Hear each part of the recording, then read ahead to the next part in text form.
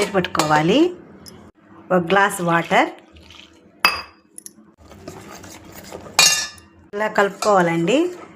ఏమా థిక్నెస్ ఉంటే చాలు. కొని బాండి పెట్టుకొని నూనె పోసుకోవాలి. హీట్ అయినాక నూనె బాగా హీట్ అయినాక అప్పుడు ఇలా పోసుకోవాలండి.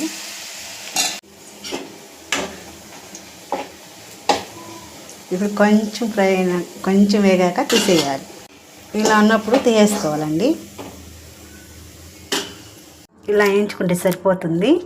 దీన్ని ఇప్పుడు మిక్సీలో వేసుకోవాలి. మిక్సీలో వేసుకోవాలి. ఇలా పౌడర్ అయితే సరిపోతుందండి.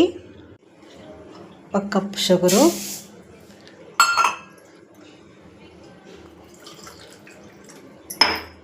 సగం కప్పు వాటర్ మరిగించాలి. పాకం ఇలా అయ్యాక కొంచెం యాలకుల పొడి, కొంచెం ఫుడ్ కలరు, నిమ్మకాయ ఇలా కలుపుకున్నాక ఇందాక మనం మిక్సీ పట్టుకున్నాం కదా పౌడరు, అది వేసి కలబెడుతూ ఇలా వచ్చాక నెయ్యి.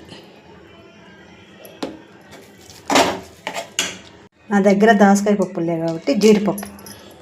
ఇది చూడండి, ఈ సైజులో తీసుకొని